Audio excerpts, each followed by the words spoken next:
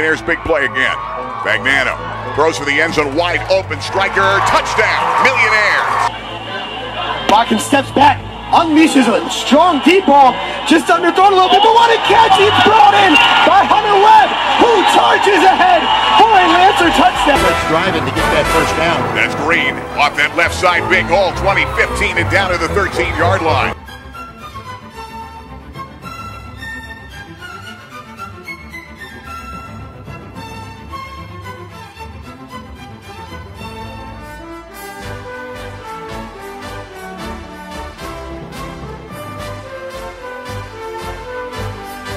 He's got Guthrie next to him, double wides each side, rolling out. Damari throwing down in the corner, the catch was no punch. And welcome to Touchdowns and Tailgates, powered by the Fairfield Auto Group. And I'm here with Doc Massey from the Sun Gazette. Good to see you, Doc. You too. And for Gary Chrisman, Gary's went out and watched went down and watched the Miami Notre Dame game. And he's busy doing his best Bob Vila, Bob the Builder, Tim the Toolman Taylor. He's working on the home makeover.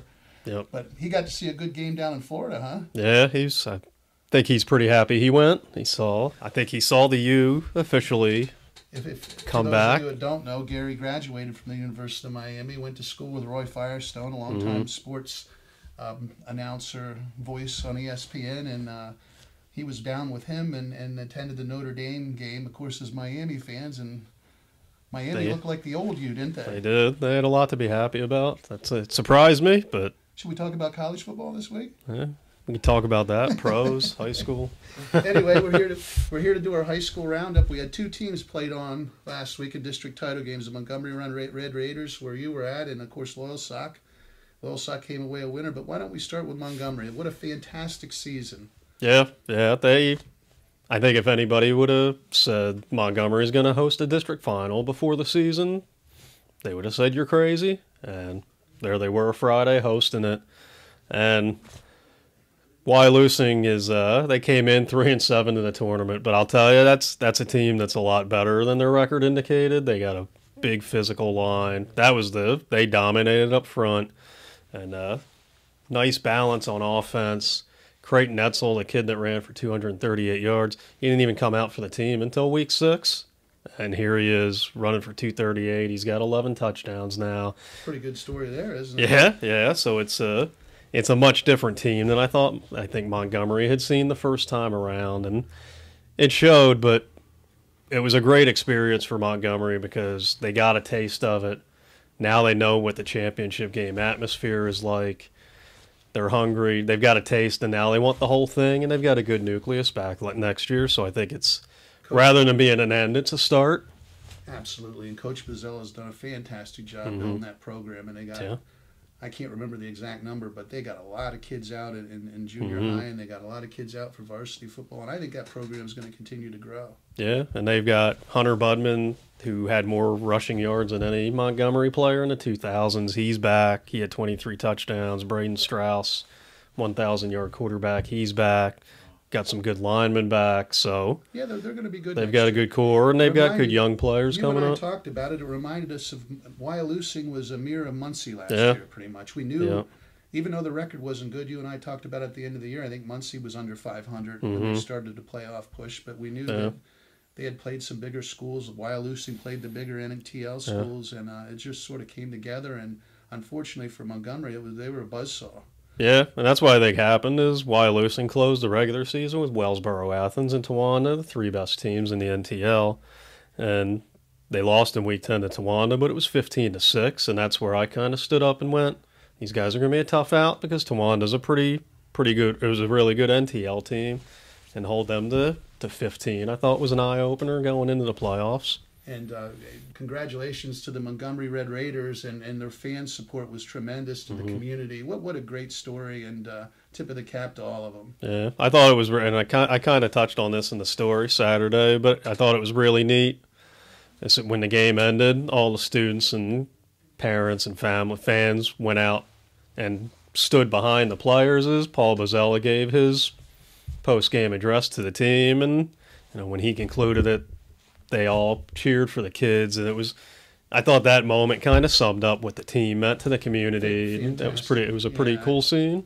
fantastic moment. And obviously you were there covering the game, and it was an electric atmosphere from everything I heard. It just too bad it didn't go the other way. Huh? Yeah, it would have been. It was nothing after a quarter, and if Montgomery, I think, could have jumped on him early and maybe gotten a touchdown early. I'm not saying they win, but I think then the crowd really gets into it, and you start feeding off that. But it just didn't happen. Well, let's move on. We have one. There was a time in the year we thought we'd have several teams in the state tournament, and one of them would have been Loyalsock. Yeah. But now we're moving on to the state tournament, and Loyalsock's the last team standing locally in a convincing win at Danville. Yeah, that was a real eye opener to dominate them the way they did. The only team that had kind of beat up on Danville was Southern Columbia, and Sock held Danville to fewer rushing yards than even Southern did. So that was really impressive. And it caps off an up and down Loyalsock season. It's how you play at the end of the season, and they're district champs, and that was the goal from the beginning. And Coach Justin Van Fleet, fantastic job, his staff. And let's talk a little bit about the Lancers. Why don't you give a recap of what you've seen this season from the Lancers, and talk about the numbers, maybe, the different numbers from quarterback Connor Watkins and Gerald Ross. A lot of big numbers hung up, too. Yeah, well, I think, going back to the first question, they lost 3 close games. They easily could have been 9-1. They lost by 2 to Mount Carmel, 3 to Central Columbia, 6 to Shikellamy. And they were tied late in some of those games. And Shikellamy, they were ahead. Even the South game, people forget it. It was tied in the third quarter, 21 all. Yeah. So it's a team that I think they just hadn't put it all together at the same time. And I think the Lewisburg come back, down 24-7 at the half. And then they erupt in the second half and come back to win. I think really was a turning point for them and a springboard for them. And I think they just started to peak at the perfect time. And those losses, it stinks to go through them, but they knew they were going to be a playoff team. And I think it's being battle-tested like that, I think it helped them a little bit in the long run. It definitely did. And Danville was sort of the other way around. They started out real hot, lost their starting quarterback, like week 4, I believe it was. Does that sound right? Week 6, I think. 6. Yeah. But still had all the pieces. I mean, Danville was a solid football team, big veteran line, and what surprised me was how physical Loyalsock was with them and turned the tables on them physically.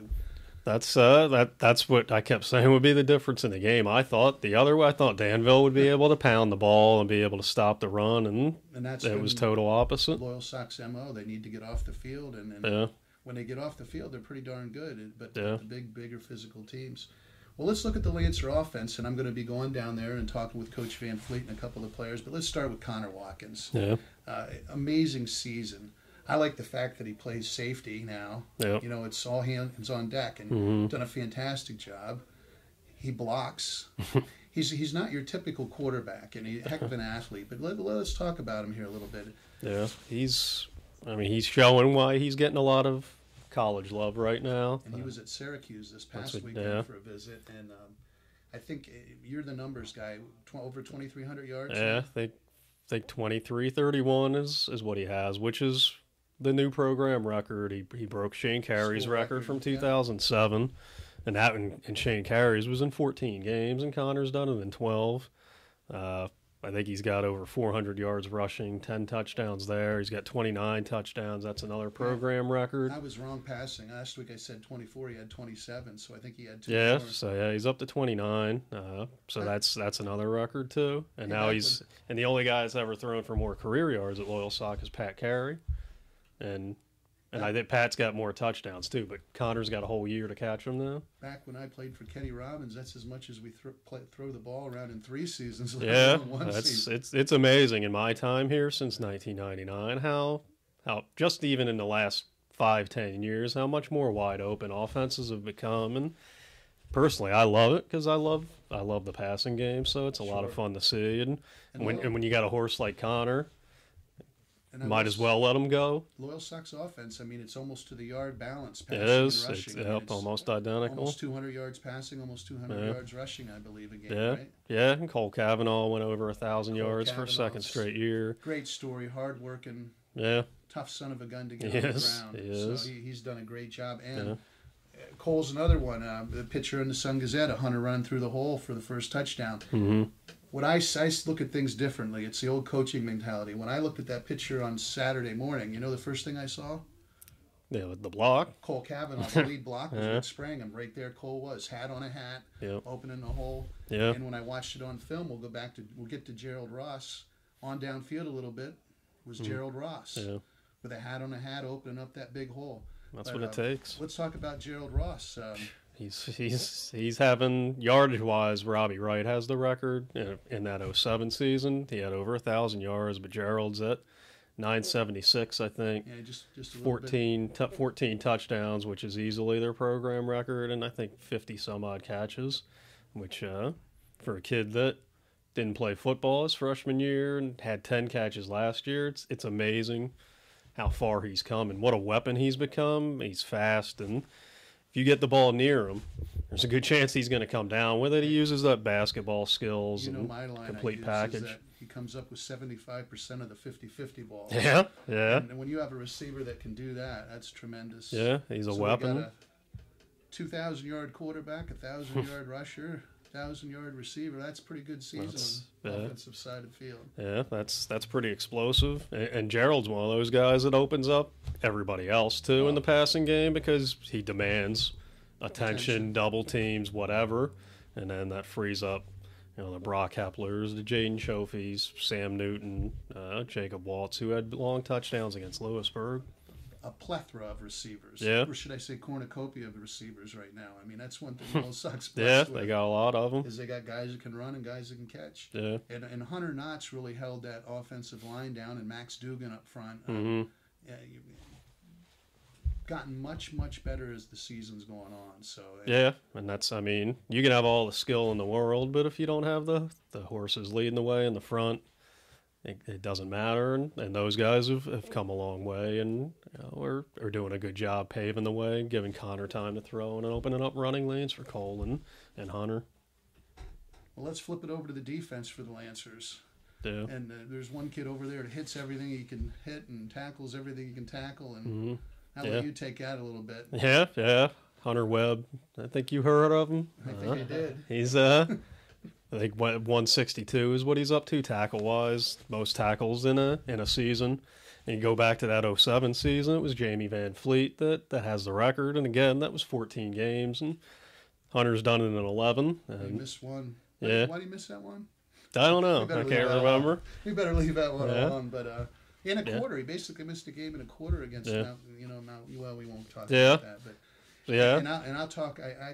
I've been around a lot of these kids and coached them, but what I like about Hunter is what we said about Connor. He hat on offense. He'll lead the block.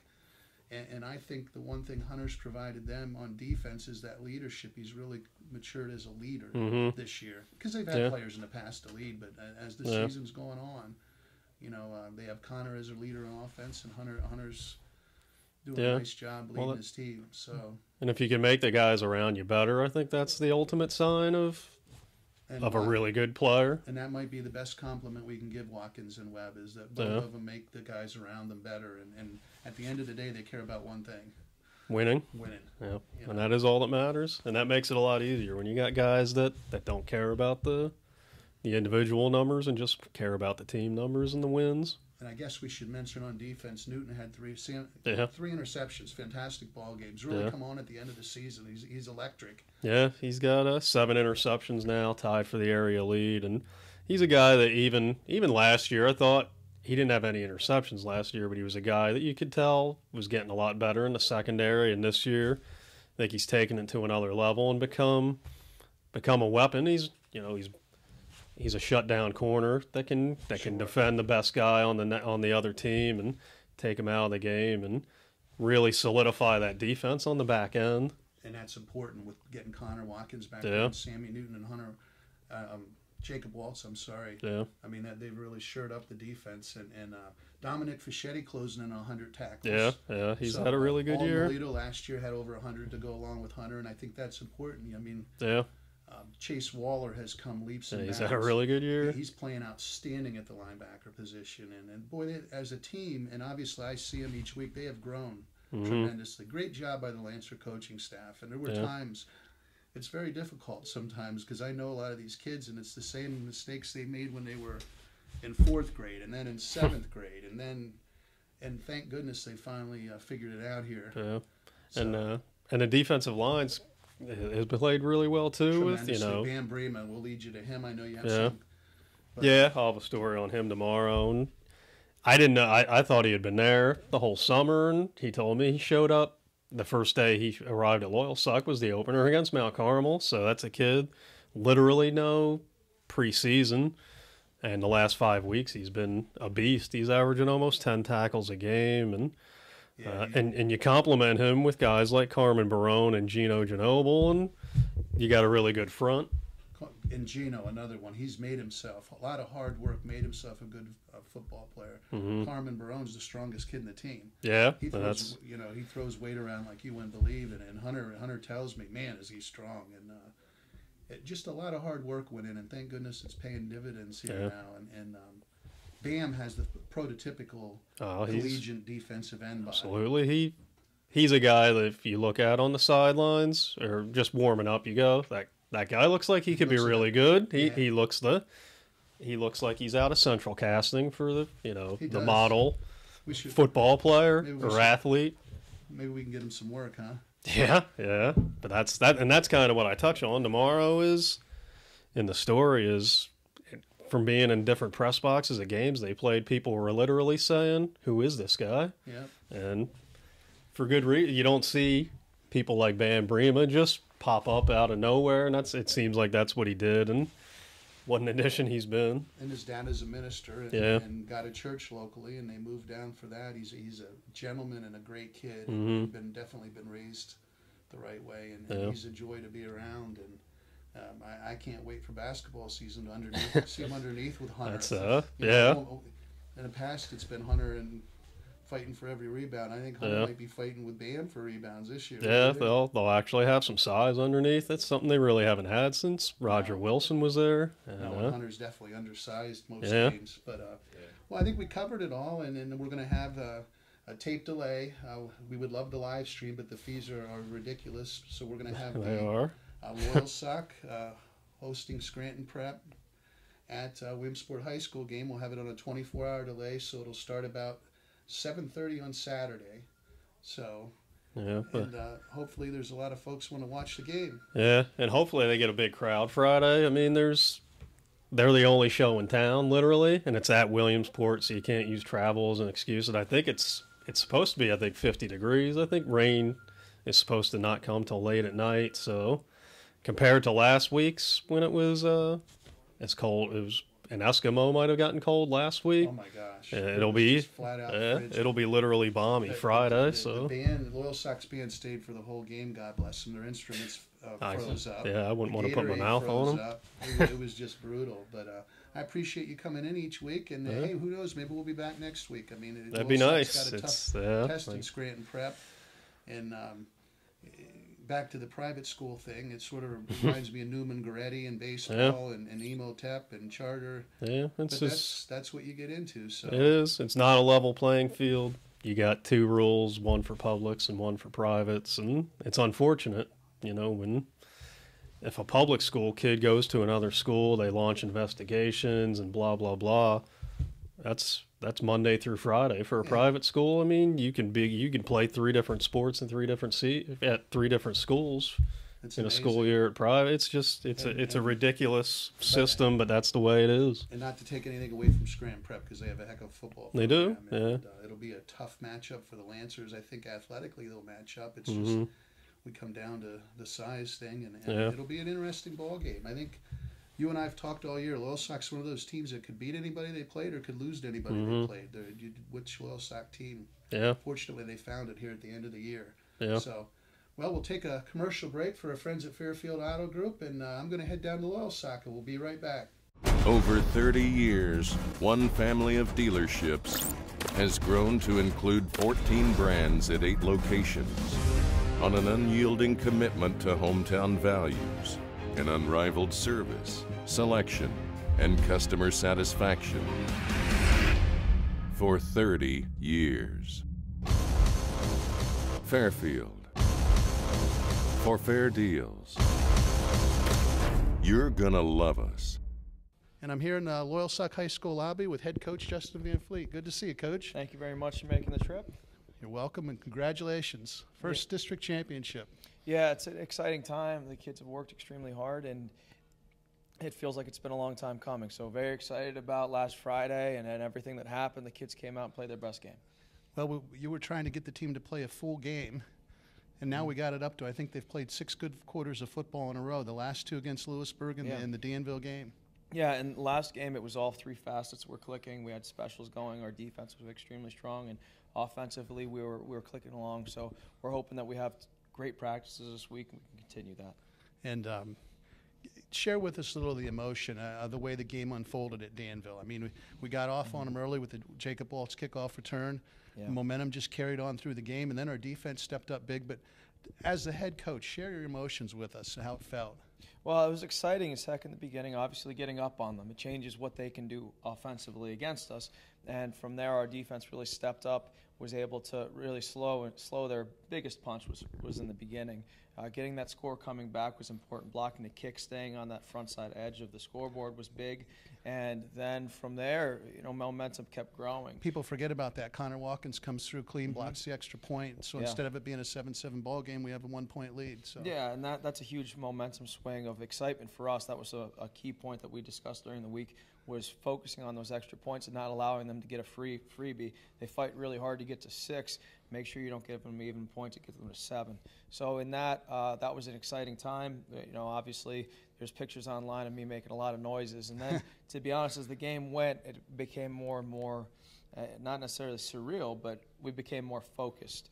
And me as a coach, I was trying to find what things they could do to us, and going through film that we've worked through, and on all the adjustments that we had available to make, and really making certain that we had the kids in the right position to be able to stop different plays or different situations they could go to. We got them to spread, and when we did that, we had a real good understanding of what they would do there. And the kids really just came out and made plays. I haven't made a tackle, I haven't thrown a pass, I haven't run for a yard, I haven't blocked anybody for many, many years. The kids really deserve all the credit. They did the job. All we did was really just put the pieces in place and say go. And your coaching staff and yourself did a great job of putting a game plan together. And Chris Massey and I were talking, we thought that was the key in the game when they basically went away from the 3 yards in a cloud of dust, the wing tee. When they decided they were going to try to chuck it around and open it up a little, they played into our hands. Yeah, it's a real difficult thing to get someone to get out of their comfort zone. For a few years, we've struggled in terms of the power run teams to be able to, throw a wrench into those gears. But on Friday, our kids really took to heart what we needed to do. Bam on the front side, Cole was flying in there, taking care of business. The linebackers were undercutting. Carmen was making big plays in the backfield, and the backside at the end was holding their job and holding steady so those counters couldn't come back, as well as our will. So the entire front system was really operating quite well, and the back half was able to really just allow for them to have to throw the ball in the air under duress. And when they did that, obviously we were able to come up with some big plays on the defensive backfield. And I'm thinking, as you're talking, great improvement. It took us up a notch adding Connor Watkins to the defensive secondary, but Sammy Newton, Jacob Waltz, great improvement in the secondary to be able to lock teams down now a little better. Yeah, he's come along quite well. 7 receptions for the year. Worked on his ball skills quite heavily in the offseason. He can always run, but we really worked on those cover skills, ball skills. And Waltzy, we didn't have him last year. He missed most of the season, but him coming out and doing his job has really helped us. Having him slide back out to corner allows for a little bit more of a physical presence against these power teams. And again, having Cole play. Cole's played a very different defensive position than he has in the past, playing in large part linebacker depth. And that's really helped us a lot, having a kid who can both cover as well as play that linebacker depth. And that's helped our defense tremendously. And then let's flip this over. Doc Massey and I were talking about numbers, but you have some, I don't know if it's the first in school history, you would know better, but I know we have Connor Watkins, 2,000-yard passer, 29 touchdowns. We have a 1,000-yard rusher, Cole Cavanaugh, for the 2nd season in a row, cracked the 1,000-yard mark. And they're hard yards he earns, we might add. Yeah. We got Gerald Ross, school record touchdowns, 12. I think he's like 2 first downs shy of 1,000 yards. Yep. So we've got a lot of guys who've had stayed out seasons. Really, when it starts with the offensive line. They've really been able to solidify themselves from the beginning of the year, where we had a struggle here and there, but they've bought in total and really fought. But offensively, we've been able to generate a lot of yardage, a ton of points, and we hope to keep doing that. We've had transitions in terms of roles. Cole's yards are all hard and dirty. He's getting hit as he's getting through that first level, and he's held on the ball incredibly well, and he's played a more physical run game presence. Activating Hunter more in the run game allows us to slash our big play ability type. And then in the passing game, Gerald's obviously opened up defenses, but Jacob, Sammy, Brock Kepler with all his underneath stuff, and Jaden Chofie he has an incredible first down catch almost every game. That whole mix of guys has been great. And then we throw once every 3 times. Every about 3 games, Bauman catches a banana pass across the middle, and then everything's rolling. So, the whole thing is functioning quite well. Connor's doing an incredible job, as in large part, he's out there being the director of a 3-ring circus sometimes, as we have all these pieces flying around, running in and out of the game, and he's standing there and kind of pulling it all together. It's been a fun opportunity. The kids have a tremendous knowledge base in what they're doing, and allows us to try and take advantage of everything the defense is throwing out there at us. And again, the line plays come a long way. Anybody you want to give a shout out to, or really the whole offensive line? You go across the whole thing. Dylan Armson's he's improved his play quite dramatically from the beginning of the season. He played probably his best game against Danville. Malachi Parlante's a stud player for us, just a puppy. He's a sophomore, so he'll be here for a while. Max Dugan as a center. Best hair in the league? He has great hair. I wish I could steal just a little bit of it. But he has great hair. He worked real hard against Carmen, had his best week of practice. Hunter Knotts, a stalwart. He's so consistent. His averages per block are incredible every single game. He understands what he's doing. Carmen Barone really stepped up to the plate and has become a bit of a hammer for us on that right side. He's an incredible athlete. So, allowing him to play there has helped us out, as well as, like you said, with Bauman coming in as a tight end, he doesn't catch many passes. He's out there to block. And obviously it all begins up front, and it was great to see us physically compete with Danville, not get pushed around, not shoved around, not grinded like last year. I think we actually probably surprised them with how physical we were. Well, there were a number of plays in which that attitude really came to presence. When we were watching film, there were a few plays in which we're just trying to set a physical tone, and that's a knock against Loyalsock for so many years, is that we weren't that physical team, and we're trying to shed that and really start a new chapter. So last week that was a heavy harp during practice, although the intensity of practice was great. The hitting has to slow down in the playoffs, but really trying to set that intense tone on the defensive side as well as on the offensive side. Allowing the quarterback to get into the run game allows him to loosen up a little bit different than we had early in the season. And we'll flip to the defense now. 6 very strong quarters in a row, second half Lewisburg, the whole Danville game. And Dominic Fischetti, he's pushing in on 100 tackles. Obviously, Hunter has a bunch of tackles. And last year was Old Molino, the sidekick to Hunter, had over 100. So that'll be... Yeah, we've had a lot of guys have tremendous seasons in terms of their tackle totals. Hunter broke the school's record last week, so my brother Jamie got knocked down a peg. And Chase Waller, we got to throw him in. His play at linebacker spot has been tremendous. So. Yeah, and Aiden Gare's done a great job spot filling. He's done a great work. At one time, the only linebacker we had in there, probably in the top 5, was Hunter, because due to injury. Yeah, and the other guys have all stepped up into place, and like I said, having Cole really roll up and become an outside linebacker for us more so this year than he has in the past, and I think that's cool. Has helped us. Cole, and we commented before, loves to block. Hunter loves to block, but Cole's on defense. He is another linebacker. And that's really helped, too, having him fly around. Well, against the wing tee, you're really asking someone to be a defensive end. So to ask your strong safety to play defensive end, it's a big ask, as well as to run the ball as a true tailback, as well as play when we're spread, more of a fullback-style role. So all of those things put together, he sacrificed a lot for the team, and very much appreciated. Well, we'll get the Lancers in here and talk to them a little bit. But before that, you know a little bit about Scranton Prep, don't you? Yeah, my family's all from Scranton. We're from West Side.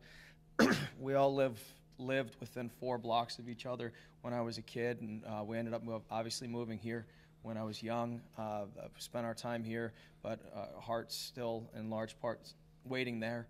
And it's a real neat thing. Went down and saw our family a few weeks ago, and that was an exciting time. But having heard about all the things Scranton Prep's done and all that, it's an exciting time to be able to go down and see how we play against the hometown boys. And you always want a shot at the best. They're district champions, I think, 3 or 4 years in a row. They're one of the top-ranked teams in the state of Pennsylvania. You couldn't ask for a better matchup, and great matchup for the first round of state playoffs. Yeah, I mean they're champions again. Last year they got the District 4 champion, and this year we're hoping to go after them, see what we can actually do. But you don't coach or you don't play the sport in order to have a game in which you're going to win or lose. I've asked the kids all year to be the type of individual that will fight the fight that they're not sure if they're going to win. And, we're going to go out there and do what we can. And in reality, I'll take the puncher's chance anytime. Absolutely. And, hey, great job to you and your staff. Congratulations. First district championship as a head coach, and let's keep it rolling. Yep, absolutely. Thank you. Take a commercial break. We'll be right back with some Lancers. Over 30 years, one family of dealerships has grown to include 14 brands at 8 locations on an unyielding commitment to hometown values and unrivaled service, selection, and customer satisfaction for 30 years. Fairfield. For fair deals. You're gonna love us. And we're back here with some District 4 champion football players at Loyalsock. That sounds pretty good, doesn't it? Yeah, it's exciting. Why don't you introduce yourself, and we'll pass it down. Obviously, I know you, but I like when you guys introduce yourself. I'm Cole Kavanaugh. I'm a senior here at Loyalsock Township High School. I play running back and strong safety. I'm Gino Ginobili. I play defensive end, and I'm also a senior. I'm Brandon Ballman. I'm a senior. I play tight end and defensive end. I'm Max Dugan. I'm a senior, and I play center. We'll start with you, Max. All right. You got the best hair in the league, right? Yeah, I guess. And the longest since Hunter got his cut, right? Yeah. So tell me, hey, it was a wonderful night to be a Lancer Friday night. Share with us a little bit. You're a senior. What that meant to you, what the program means to you. Oh, it meant the world to me growing up with these guys. We always knew we had something going. We never knew that it was going to turn into this, though, but it was just a life-changing experience to go out there on that field and win that championship. Little did you know when you were knee-high to a grasshopper playing football up at Schick practice, and that it would end up down in Danville, not end up, but a district title run, huh? Yeah, we were 0-9 our 9th grade season. We never thought that was going to turn around. We thought we were doomed, but, yeah, we turned around and made a pretty big comeback for that. Excellent. Pass it on to Brandon. Brandon, I know you love being out in the football field. Your energy just speaks for itself on the football field. Tell us about Friday night and what it means to you. The feeling of that game is unbelievable. We didn't have many fans. Going into that game, the Sun Gazette, we didn't have many picks to win, so we had a lot of doubters. And you had 0. Yeah, we had 0 picks. We have a lot of doubters. We have came together as a group to overcome that. Like Max said, in the 9th grade, we went 0-9. We didn't have many people behind us for reasons like that. Lewisburg game, going into the second half, I think, like Coach Van Fleet said, everything started clicking for us. I think we came together and put everything together, our special teams, our offense, our defense. Everybody started playing for each other and not just what they wanted to do, and that made a big change for us. We had a chance, most of us had a chance to play for Coach Webb when we were younger. We had a couple of championship runs also then. Didn't matter. I mean, it mattered, but it didn't matter as much as us coming out and win a district title when we were seniors. It's been a lot of fun over the years, hasn't it? A lot of fun. And I'm so proud that you guys have accomplished what you have. Let's pass it on to here to Gino. You've worked about as hard as anybody I know to make yourself a good football player. That has to feel good being a senior and being out there. Share it with us, what it feels like. Going through every practice and realizing that this week could be the last practice I ever will play. Is very dramatic for me and most of the seniors here. Going through that and playing every game, every snap is just an awesome feeling of going out there and hitting someone. And you've done a great job with it. And it was the district title was a great moment just to sit back and enjoy the moment down in Danville, wasn't it? Yeah, it was. And with your family, your football family. Yeah. Pass it on here to Cole. You're the gainer of tough, difficult yards, aren't you? Yeah. You cracked 1,000 for 2 seasons in a row. How many times do you think you've been hit the last 2 years? Oh my gosh, a lot. Too many to count. Well, you did a great job. Hey, you came down here, moved in maybe 3 years ago now, Yep. and obviously you're part of the Lancer family. Tell us about the experience, and obviously we're not done yet. We got a state tournament to play in, but to this point, the experience and what it means to be a district champ. Oh man, it's awesome. You know, since summertime or since my 3 years, we've worked so hard for this. You know, summer all the way through postseason, and since then, you know, we've made bonds and good friendships, and I think that's the most important thing. You know, coming together as a team. You know, obviously you want to win, but you know, if you don't have connections, it's not gonna work. And luckily, towards the end of the season, you know, we've made a lot of good connections together, and you know, it's starting to come together. And you guys are a tight-knit bunch, and it's a credit to Coach, and you've become one big family, and there's nothing better than celebrating a gold medal as a family. Oh, yeah, for sure. It was very exciting. And so let's flip gears here, boys. Scranton Prep up at Williamsport High School, first round of the state tournament. 5 weeks ago, were we going to be there? Not many people would have said so. Yeah. But tell us about what it means to you going to play against Scranton Prep, playing in an environment like Williamsport High School. Yeah, you know, it's awesome for us because we don't have to travel very far. You know, they're coming in undefeated, and they think they have the upper hand on us. But I think we're going to give them a good fight, and I think we have a great chance, even though they're a private school. You know, we're ready. Anybody you want to give a shout-out to or thank you to? My whole offensive line. You know, I can't do what I do without them. And, you know, they've been great all season, and, you know, I love them. Great job. Pass it on to Gino. Scranton Prep, any thoughts? At Williamsport High School, Friday night? I heard their O-line is very big, but frankly, I don't really care. I'm here to play my game and do my part, and nothing to be scared of. Anybody you want to give a shout-out to? My defensive end crew right here, best in the area. How about a coach? Any coach in particular? Coach DeFran. Coach DeFran. He's been there a while, and he's a very lovable guy. He is. I know Joe pretty much my whole life. How about you? Back to Coach, you want to give a shout-out to? Oh, man. Probably Coach Stopper. You know, Coach Denny Stopper? Yes, sir. Yeah, he's the king of the speed option, you know, coming from Troy. And yep. He's taught me a lot since I've been here, and, you know, he's a great guy. Yep, and I was very honored to have both them coaching with me back in the day. They did a great job and are doing a great job with you guys in the high school. Pass it on down there to Brandon. Same thoughts, Brandon. Tell us something about Scranton Prep. Give a shout-out to a coach.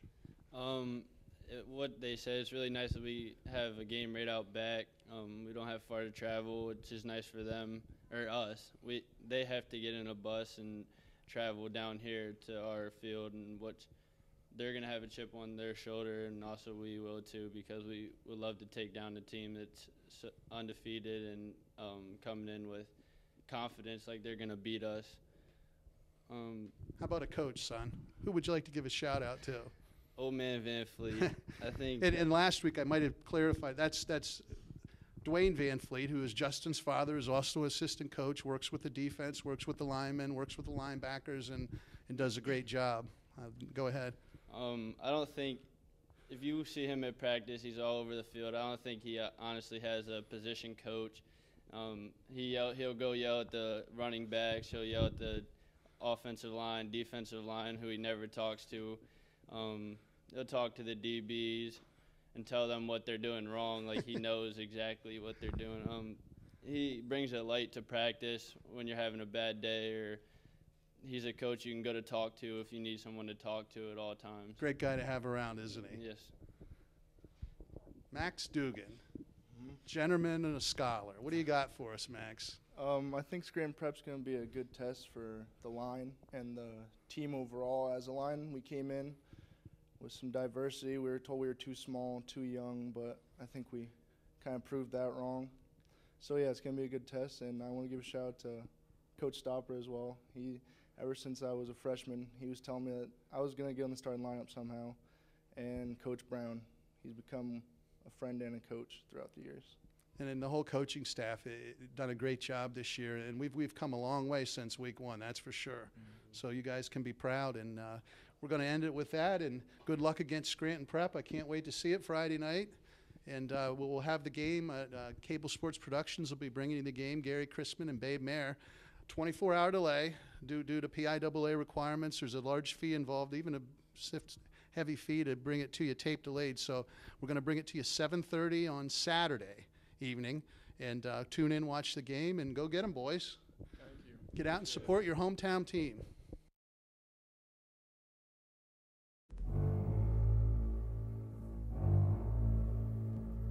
Millionaire's big play again. Bagnano throws for the end zone, wide open, striker, touchdown, Millionaires.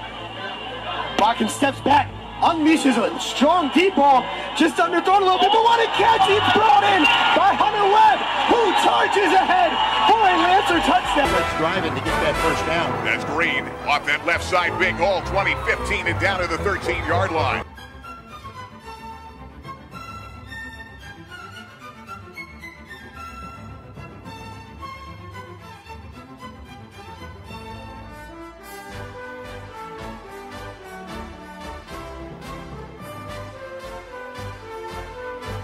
Gamori's got Guthrie next to him, double Y's each side, rolling out. Gamori. Throw it down in the corner, the catch was made by